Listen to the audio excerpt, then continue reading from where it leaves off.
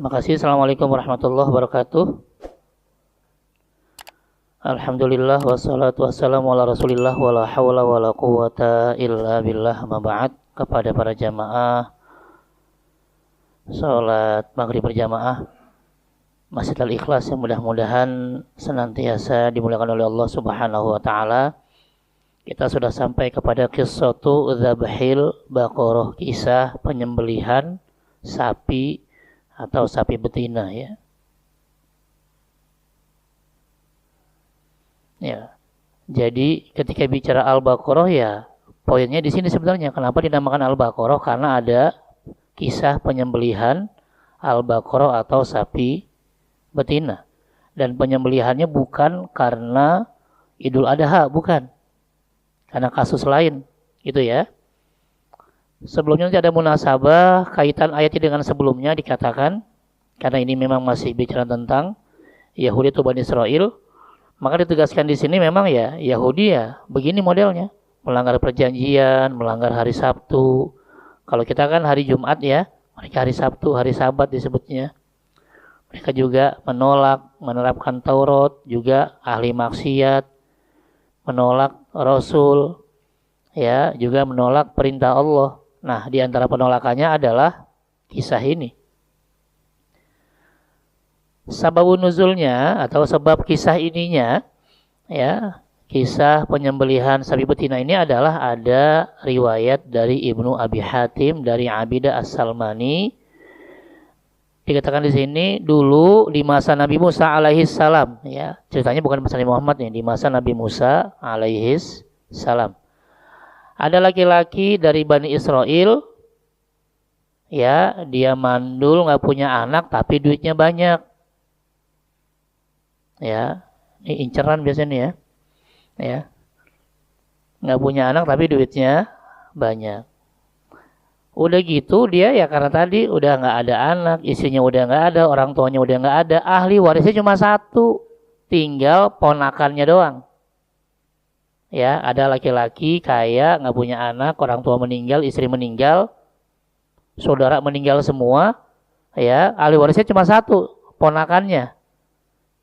Berarti ponakannya nunggu nih, kapan paman gue meninggal gitu kan? Iya, biar dapat warisnya. Ternyata nggak meninggal. Akhirnya ponakannya kesel, dibunuhlah pamannya, biar dapat warisan. Ini real di masa Nabi Musa. Jadi kalau sekarang rebutan warisan, dari dulu udah begitu modelnya. Dari dulu udah begitu. Makanya dalam Islam nanti ada ayat tentang waris yang tegas nanti di surat An-Nisa ayat 11, 12, dan 176. Ya, 3 ayat bicara tentang waris. Nah, kita kembali ke masa Nabi Musa. Ya, tapi kan dia nggak mau nih ketahuan kalau dia bunuh pamannya, nanti malah nggak dapat waris. Akhirnya malam-malam dia gendong tuh mayat pamannya, ditaruh di depan pintu rumah orang lain. Misalnya ini RW berapa nih? Ini RW berapa? RW 10 ya. Misalnya nah, yang meninggal di RW 10, tapi sama ponakannya digendong, ditaruh di rumah RW 11. Gitu ceritanya ya, biar gampang. Pagi-pagi ponakannya nuduh tuh yang RW 11 ngebunuh pamannya karena mayatnya ada di depan rumahnya. Udah dia yang bunuh, dia yang nuduh orang lain. Yang dituduh pasti nggak mau, apalagi tuduhannya adalah tuduhan pembunuhan. Ya, sampai RW 10 sampai RW 11 kumpul pada mau berantem, bahkan mau bunuh-bunuhan. Ya, karena korbannya ada, jelas ya, pembunuhannya ada, tapi pelakunya nggak ketahuan. Kan yang dituduh nggak mau, walaupun memang ini rumah saya, ya saya nggak tahu tiba-tiba ada mayat depan rumah saya. Sementara ponakannya biar aman dituduh aja terus. Ini kan paman kesayangan saya, kok bisa ada di sini, malah mati lagi, begitulah ceritanya ya. Sampai mempersenjatai diri dan siap perang, akhirnya ada orang bijak yang bilang, ngapain perang? Kan kita masih punya nabi, masih punya rasul, namanya Nabi Musa alaihis. Tanya aja sama nabi, pasti ada solusi. Akhirnya mereka nggak jadi perang, terus mendatangi Nabi Musa alaihis salam menceritakan hal itu kepadanya. Lalu Nabi Musa menjawab, ada nih solusinya dari Allah. Innallaha ya'murukum an tadhbahu baqarah. Solusi biar dapat pembunuhnya, pelakunya adalah Allah minta kalian cari sapi yang mana aja terserah. Mau yang paling murah sekalipun gak apa-apa. Mau yang paling jelek, yang penyakitan gak ada masalah. Pokoknya sapi betina yang model gimana, yang warna apa terserah. Pokoknya sapi. Jangan kebo, jangan kambing itu ya. Pokoknya sapi. Intinya sapi betina model apapun, termasuk yang paling murah nggak ada masalah. Udah dapet tuh sapi, kemudian sembelih. Simple kan? Ya, simple kan? Tapi ternyata ya mereka nggak mau. Ya, nanti direkam oleh Allah dalam surat Al-Baqarah dari ayat 67 sampai 73. Ya, kita lihat langsung saja di sini ayatnya. Tapi uniknya ayatnya itu muter dulu ke belakang, ya. Jadi dia nggak urut seperti cerita, karena ini bukan kitab cerita, bukan. Nih, mulainya dari 72 72 dulu. Tuh, wa id qataltum nafsan fadara'tum fiha wallahu mukhrijum ma kuntum taktumun. Dan ingatlah ketika kamu membunuh seseorang, lalu kamu tuduh-menuduh tentang itu, tetapi Allah menyingkapkan apa yang kamu sembunyikan. Jadi ceritanya dimulai dari ayat 72. Terus baru maju ke ayat 67. Ya, kayak tadi ceritanya nih ya, ada pembunuhan, pelakunya nggak ketahuan, kemudian dicarilah pelakunya. Ternyata setelah minta ke Nabi Musa, jawabannya ada di ayat 67. Nih, wa idh qala Musa liqaumihi innallaha ya'murukum an tadhbahu baqarah qalu atattakhiduna huzwa qala a'udzu billahi an akuna minal jahilin. Dan ingatlah ketika Nabi Musa berkata kepada kaumnya, ini ngasih solusi tadi untuk mencari pembunuhnya.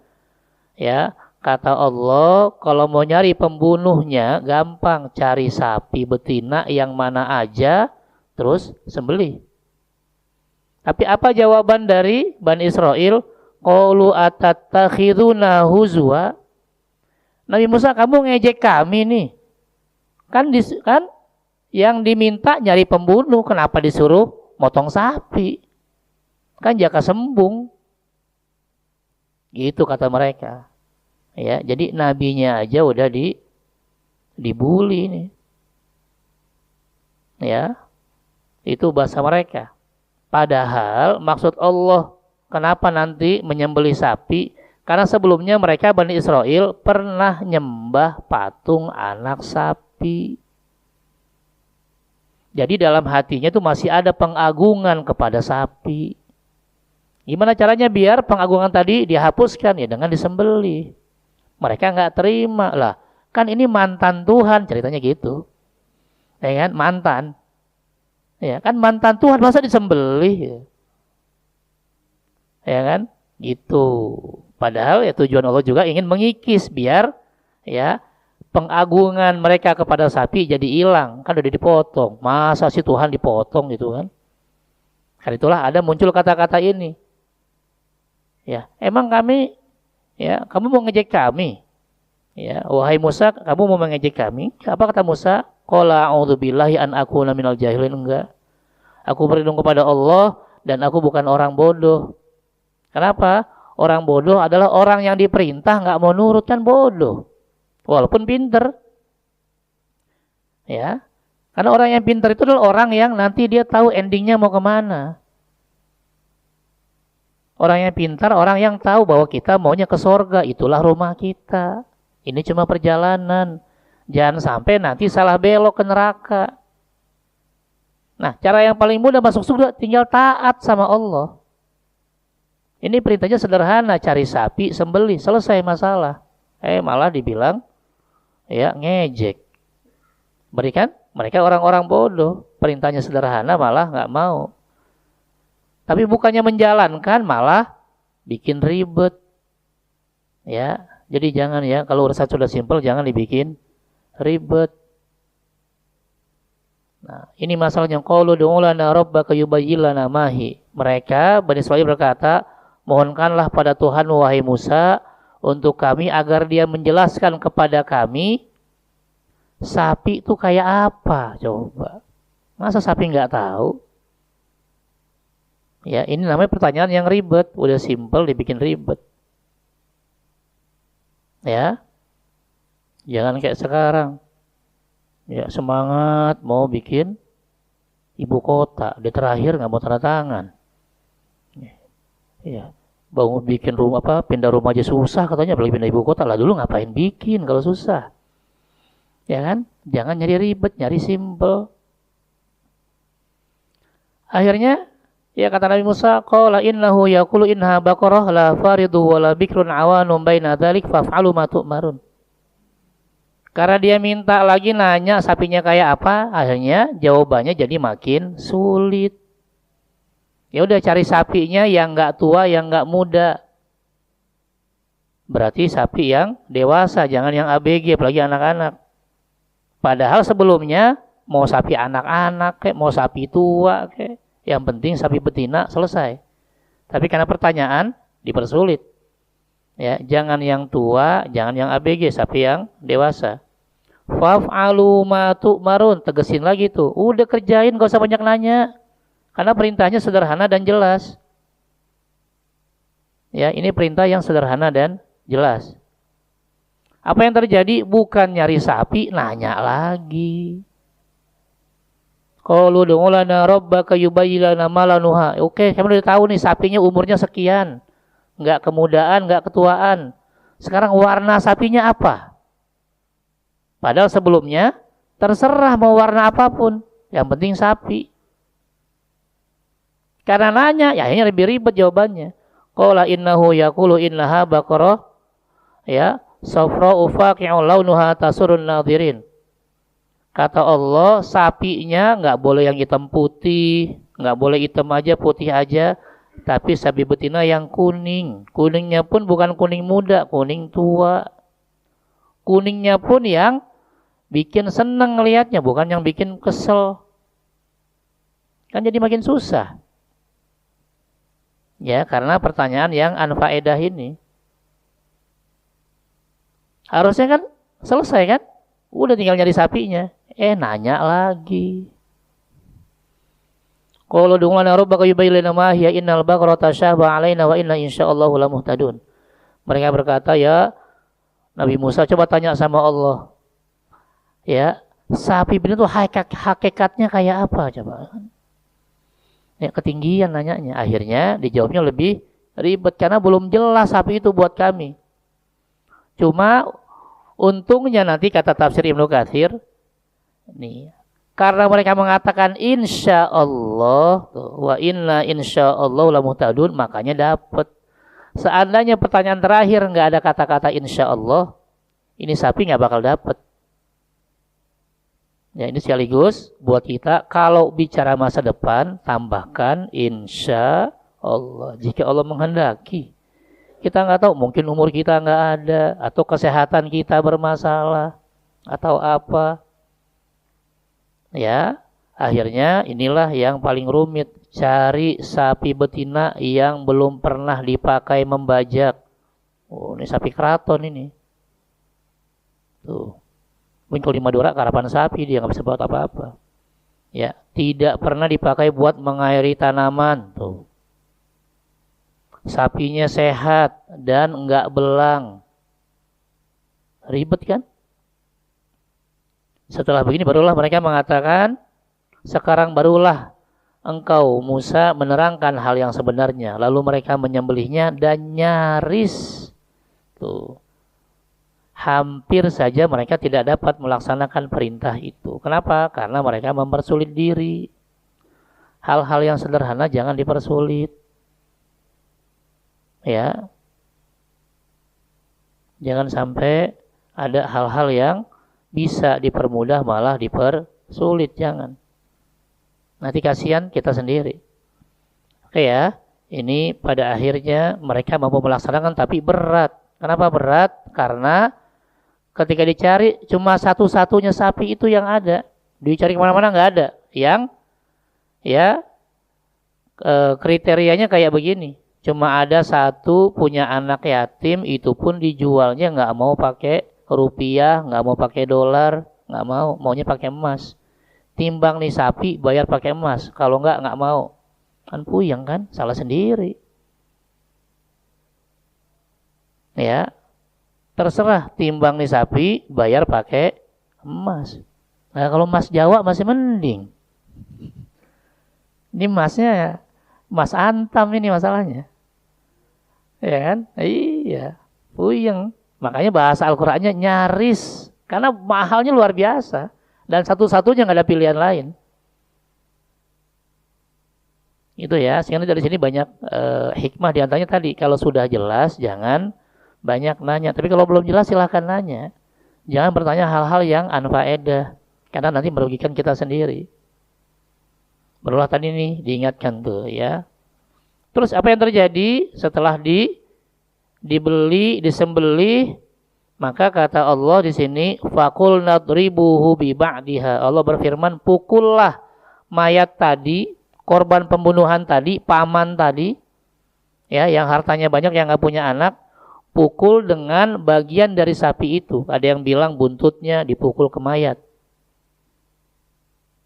Kemudian kadzalika yuhyillahul mauta. Dengan izin Allah, mayat tadi hidup, bangun. Tapi ini mukjizat ya. Jangan dipraktekin, ntar ada yang mati, oh kita beli sapi potong ya. Kok nggak bangun-bangun itu? Salah kali, oh mungkin bukan buntut, kakinya diketokin lagi. Ya, yang ada hancur tuh mayat. Ya ini mukjizat. Kemudian dengan izin Allah bangun nih mayat berdiri. Terus ditanya, yang bunuh kamu siapa? Ya, mayat ini nunjuk, ternyata yang ditunjuk ponakannya tuh, ponakan saya mati lagi. Habis itu jatuh mati lagi. Ya, pada akhirnya udah nggak bisa ngelak. Ya, karena ya korbannya yang nunjuk langsung siapa pembunuhnya.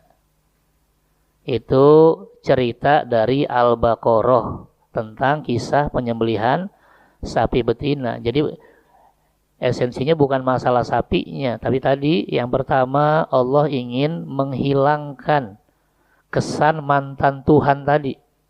Karena dulu pernah nyembah patung anak sapi. Baru yang berikutnya Allah ingin menjelaskan ada hal-hal yang sudah jelas, tinggal eksekusi, tinggal jalankan, jangan banyak nanya lagi. Karena nanti pertanyaannya bikin ribet. Ya, kecuali memang hal-hal yang tidak jelas. Baru yang berikutnya, di mana-mana kalau ada Rasul, itulah solusi. Makanya tidak salah ketika dia mengatakan bahwa kami dalilnya Quran Sunnah. Benar, ketika Rasul masih hidup. Karena tinggal nanya sama Rasul, selesai jawabannya. Tapi ketika Rasul wafat, kita nggak bisa mengatakan Quran Sunnah saja. Karena Quran Sunnah itu terbatas. Ya, Quran itu ya sampai sekarang, sampai hari kiamat 114 surat, 30 juz. Pernah ada yang bilang, oh Quran sekarang nambah nih, satu surat jadi 115. Enggak. Sunnah juga nggak nambah. Karena sunnah Nabi adalah semua yang bersumber dari ucapan, perbuatan, dan ketetapan Nabi. Ketika Nabi meninggal udah selesai. Quran nggak nambah, sunnah nggak nambah, tapi masalah nambah. Ya kan? Sekarang dikit-dikit online. Ada nggak di zaman Nabi online? Ada? Nggak ada di zaman Nabi online. Terus gimana? Kita mau pakai Quran sunnah nggak dapet. Apa hukum jual beli online? Mau nyari, nggak ada orang di zaman Nabi nggak ada jual beli online. Nanti tambah lagi gimana hukum akad nikah online? Ya, Pak Ustadz gimana kalau akad nikahnya online? Maksudnya, ya istrinya di mana, suaminya di mana? Boleh nggak? Ya boleh, tapi nanti hubungan suami istrinya online gitu aja. Ya namanya beda jauh bagaimana? Ya, nah ini kan butuh jawaban sehingga nanti ada dalil-dalil yang lain yang menguatkan tetap yang sumbernya dari Quran dan Sunnah. Oke, ada pertanyaan silakan.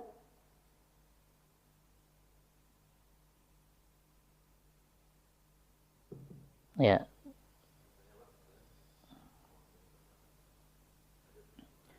Ya, apa sih pelajaran yang bisa kita ambil dari kisah ini? Tadi pertama, laisat tasyaddud. Jangan keras kepala. Ya, memaksakan diri dalam beragama. Maksudnya ketika memang dalilnya begitu, ikutin aja selama memang dalil itu dijelaskan oleh para ulama. Ya. Contoh, ngapain sih jenazah mau dikubur diazanin? Emang kalau diazanin dia bakal bangun terus sholat? Iya kan? Kan azan buat sholat. Ya tanya ulama dulu, kenapa ulama bilang disunnahkan mengazankan mayat gitu loh. Jangan main nyala-nyalain aja, emang kalau diajarin sholat. Ya nggak gitu ceritanya, nanya sama ulama. Siapa yang mengatakan sunnah ketika sunnah mengazankan mayat? Nanti dicari di fikih misalnya 4 mazhab. Oh ketemu mazhab Imam Malik mengatakan bahwa azan hanya khusus untuk sholat 5 waktu saja. Kemudian Imam Hambali ya bahwa azan khusus untuk 5 waktu plus mengazankan bayi. Karena ada hadis sahih riwayat Imam Tirmidzi. Tapi mazhab Syafi'i meluaskan makna azan, di antaranya disunnahkan mengazankan mayat ketika dikuburkan. Dengan dalilnya qiyas. Ya, mengkiaskan hadis tadi yang mengazankan bayi ketika baru lahir. Apa kata Imam Syafi'i? Orang baru datang ke dunia disunnahkan azan, maka disunnahkan azan ketika meninggalkan dunia. Jangan berantem di kuburan. Azan kagak lah. Mau pakai silakan, nggak apa-apa, toh juga nggak wajib. Tapi jangan berantem. Gitu ya, jangan keras kepala kalau memang kita nggak ngerti. Kalau nggak ngerti ya nanya. Karena ada hal-hal yang kadang-kadang bertolak atau beda. Imam Syafi'i juga sama tuh, nanti ketika ada bencana alam disunahkan azan. Ya, ketika ada yang kesurupan disunahkan azan, bahkan ketika ada yang akhlaknya buruk disunahkan azan. Dari mana kias lagi? Analogi perbandingan dari hadis Nabi yang mengatakan kalau ada azan setan kabur, lari terbirit-birit, bahkan bahasa hadisnya walahu durot, lari terkentut-kentut. Azan berhenti, setan balik. Qomat, setan kabur lagi. Qomat berhenti, balik lagi. Nah kata Imam Syafi'i berarti kan berarti kalau setan dengar azan kabur, makanya ada yang kesurupan, azanin aja, kan sama. Itu namanya kias. Jangan mana bisa, emang orang yang kesurupan diazanin dia mau sholat, bukan gitu. Makanya baca dulu kajiannya. Itu ya. Jangan keras kepala, maksakan diri, rame ribut. Ya, sekarang lagi ribut masalah maulid. Ya tanya aja, yang bilang maulid ada mana, yang bilang nggak ada mana, kan selesai. Ya kan? Toh juga maulidnya cuma setahun sekali, jangan diributin. Nabi maulidnya seminggu sekali. Ada apa? Ketika ditanya sama sahabat, ya Rasulullah kenapa puasa hari Senin? Apa kata Rasul? Ini hari kelahiran saya. Nah Rasulullah berarti maulidnya hari Senin. Ya. Senang dengan hari kelahiran. Ini hari kelahiran saya, berarti Rasul maulid ya hari Senin. Itu aja nggak ribut, kita setahun sekali berantem.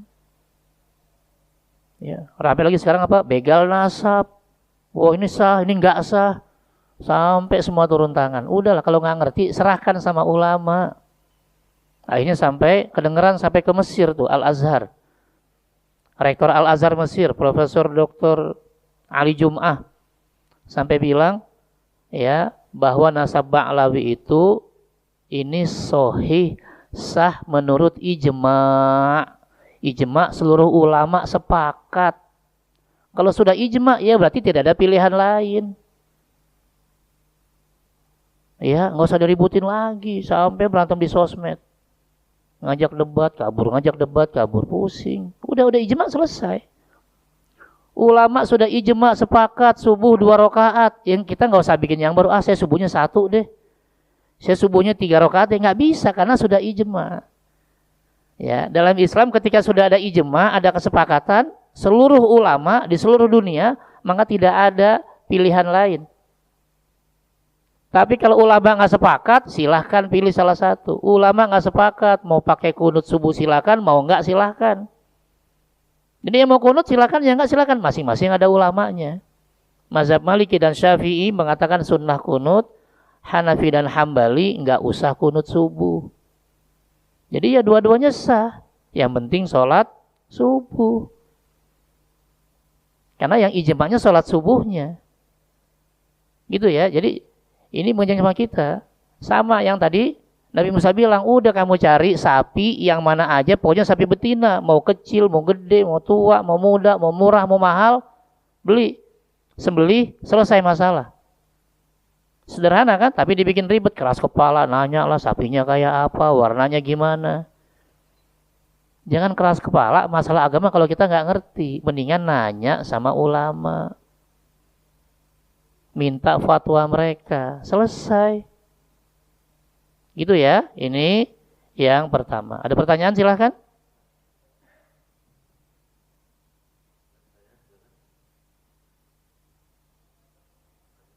Oke. Yang berikutnya, ya, di antara hikmahnya, tadi nih ya, ini ada pertanyaan-pertanyaan yang bukan diharamkan, tapi juga nggak mungkin dijawab juga, kita nggak nyampe. Ya, seperti nanya kapan hari kiamat. Jangankan kita, Nabi aja nggak tahu. Malaikat Jibril aja nggak tahu.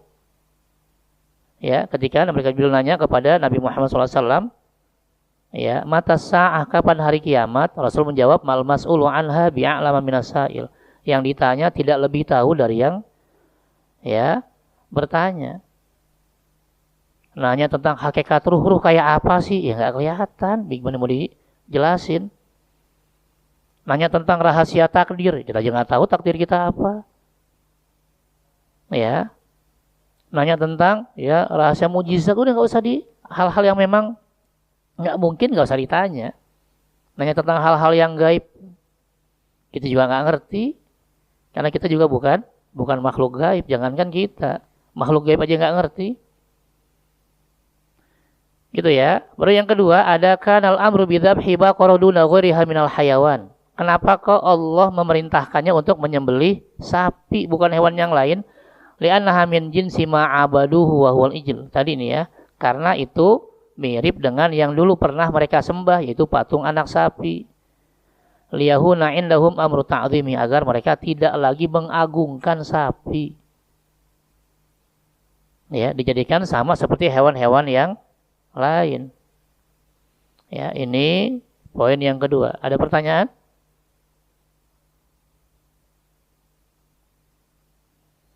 Lanjut ya.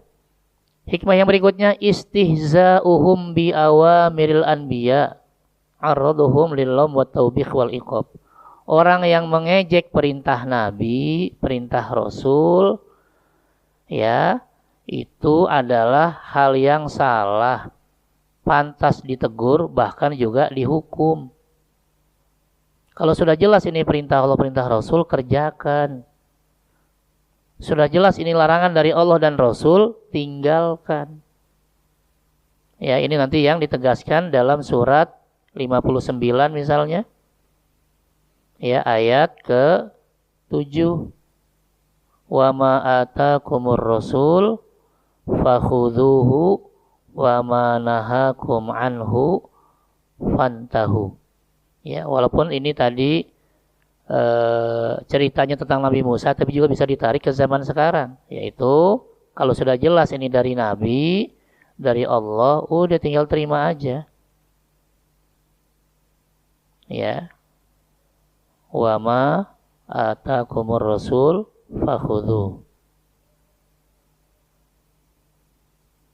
Iya. Saya copy terjemahnya saja. Tapi ada penegasan di sini. Apa penegasannya? Kalau bicara perintah sesuai kemampuan, jangan memaksakan diri. Nih. Ya, nanti hadisnya menjelaskan itu. Apa yang diberikan Rasul kepadamu, maksudnya yang diperintahkan, udah terima aja, jalankan. Dan sebaliknya, yang dilarang, tinggalkan. Ya. Inilah yang nanti secara umum disebut wajib dan sunnah. Karena perintah Rasul secara umum tidak lepas dari perkara wajib dan sunnah. Sedangkan larangan Rasul secara umum bicara masalah haram dan makruh. Itu ya diantara pengambilan hukumnya dari sini. Jadi kalau perintah, kalau nggak wajib kemungkinan sunnah, kalau larangan, kalau tidak haram kemungkinan makruh. Karena itu ketika nanti ada kata-kata makruh ya sebaiknya jangan dikerjakan. Tapi ketika ada hukum sunnah sebaiknya dikerjakan. Silakan, ada pertanyaan? Iya.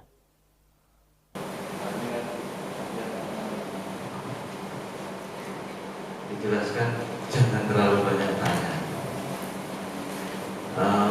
mengenai jika sudah jelas, udah jangan tanya-tanya seperti yang dilakukan kisah tadi. Pertanyaan saya, di situ kan ada Nabi. Kenapa Nabi Musa kok tidak mencegah? Tidak usah banyak tanya, kerjakan saja. Iya, kenapa Nabi Musa tidak mencegah itu? Sebenarnya sudah dicegah, bahkan dicegah dengan 2 ayat tadi. Pertama, pencegahannya dengan bahasa A'udzubillahi an akuna minal jahilin. Aku berlindung kepada Allah agar aku bukan orang bodoh.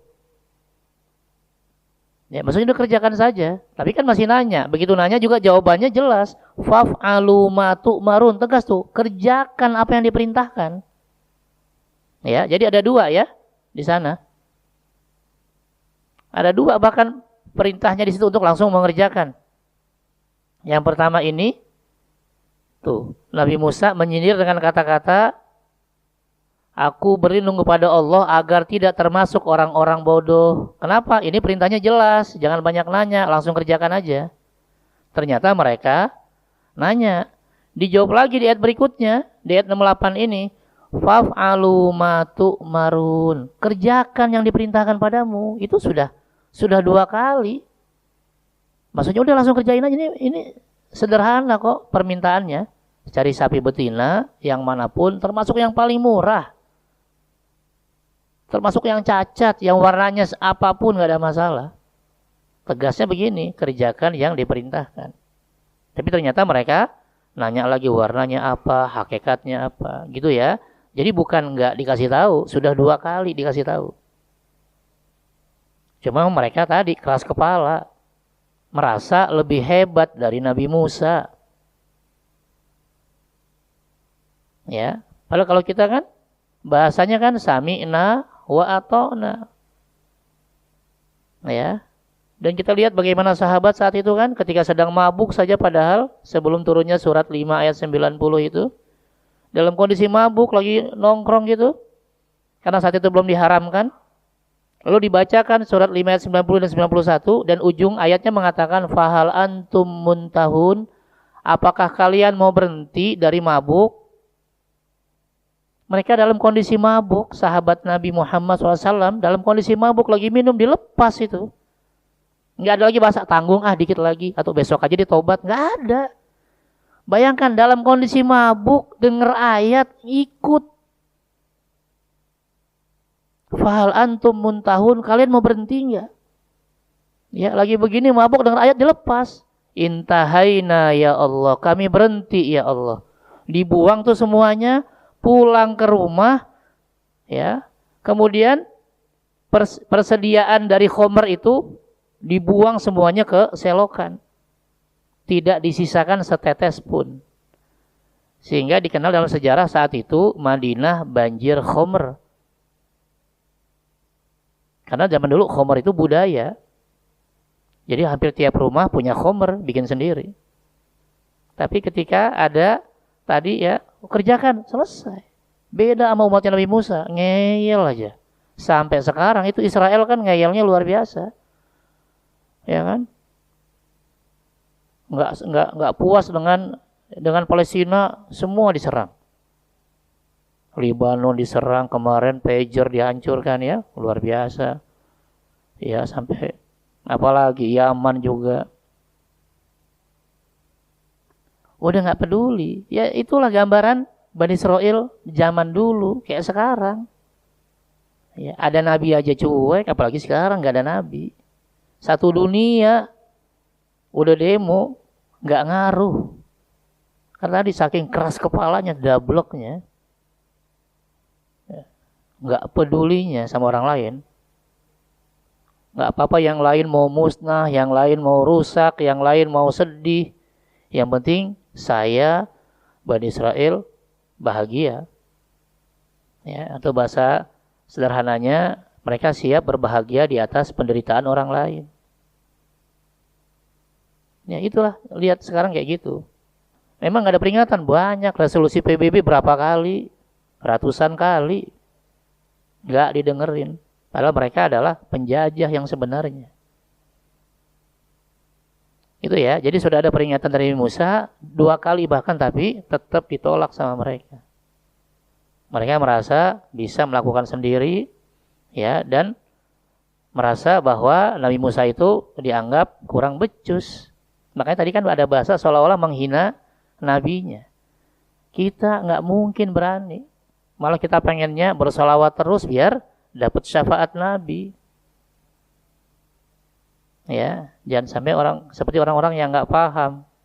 Akhirnya mendelete nasab Nabi itu. Coba kalau Nabi sampai tahu kan gimana? Di akhirat kita butuh syafaat Nabi, di dunia turunannya dibilang bukan keturunannya. Iya kan? Bahaya. Kita aja punya anak kita dihina sama orang, kita terima nggak? Nggak terima. Ini turunan Nabi dihina. Gimana Nabi bisa terima? Sedangkan kita butuh syafaatnya di akhirat. Dan sudah jelas, sudah ijma tadi kata Profesor Dr. Ali Jum'ah, Rektor Al-Azhar Mesir. Udah selesai masalah ini sebenarnya. Jangan diangkat-angkat lagi.